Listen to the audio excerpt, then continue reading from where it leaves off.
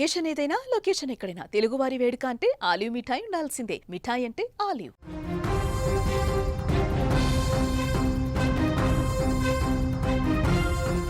సంచలనం సృష్టించిన యువతి దేవశ్రీ హత్య కేసులో విస్తుపోయే నిజాలు వెలుగులోకి వస్తున్నాయి. నిందితుడు గోవర్ధన్ ఈ ఘాతుకానికి పాల్పడిన తర్వాత నేరుగా ఇంటికి వెళ్ళాడు. తన కుటుంబ సభ్యులకి మొత్తం విషయం చెప్పాడని స్వయంగా అతడి తండ్రే చెప్పడం చర్చనీయాంశమైంది. సంచలనంగా మారినటువంటి దేవశ్రీ కేసుకు సంబంధించి కొత్త నిజాలు బయటకు వస్తామని, దేవశ్రీని అత్యంత కిరాతకంగా హత్య చేసిన ఘటన స్థానికంగా తీవ్ర కలకలం రేపింది. ఈ దారుణానికి ఒడిగొట్టింది గోవర్ధన్ అని తెలియటంతో పోలీసులు వెంటనే రంగంలోకి దిగారు. ఈ హత్య వెనుక అసలు ఏం జరిగింది, కారణాలు ఏంటి, ఇవన్నీ కూడా వెలికి తీసే పనిలో ఉన్నారు. గోవర్ధన్ తండ్రి చేసినటువంటి వ్యాఖ్యలు ఈ కేసుని మరింత బలపరుస్తున్నటువంటి పరిస్థితి ఉంది. నీ పేరేమ్మా? మునసామి. మీదే ఊరు? కొండమారి.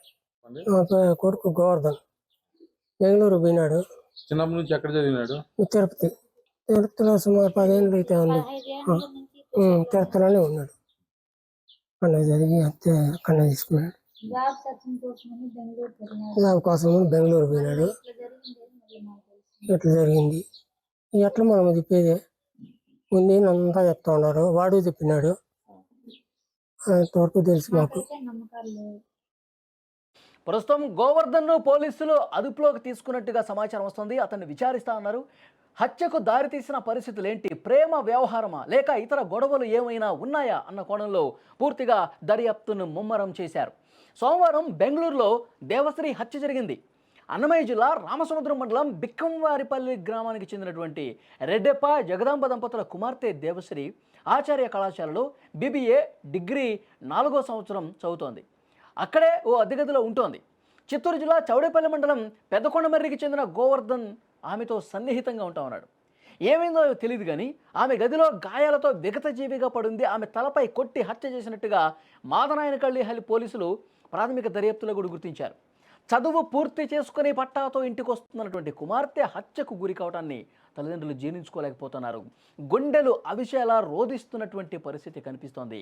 ముఖ్యంగా అంటే తన స్నేహితురాలతో కలిసి బెంగళూరులో చదువుకుంటున్నటువంటి దేవశ్రీ తన స్నేహితురాలతో కలిసి ఆ స్నేహితురాలి రూమ్కి వెళ్ళింది.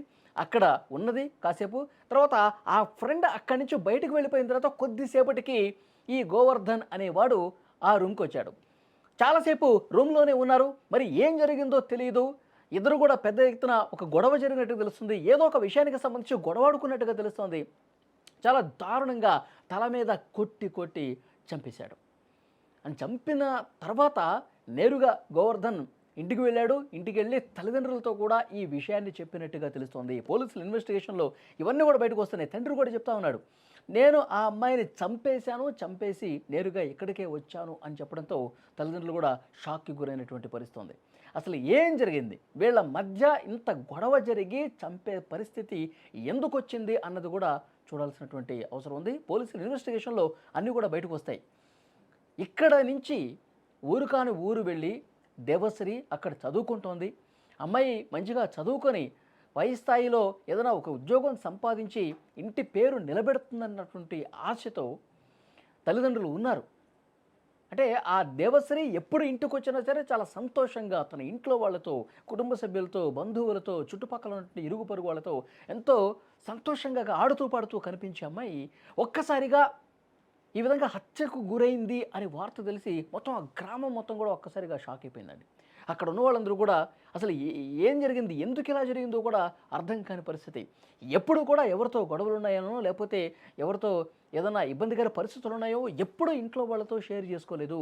కానీ ఉన్న పళంగా బెంగళూరులో ఒక గదిలో హత్య గావించబడింది అంటే దీని వెనకాల ఏదో జరిగింది. కానీ ఏం జరిగిందన్నది కూడా ఇప్పుడు పోలీసుల ఇన్వెస్టిగేషన్లో బయటకు వస్తుంది.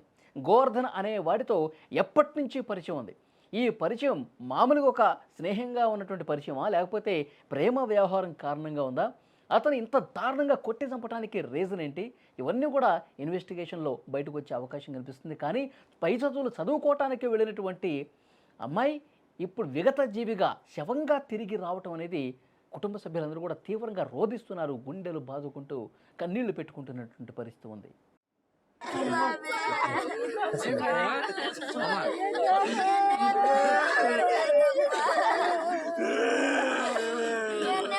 Jangan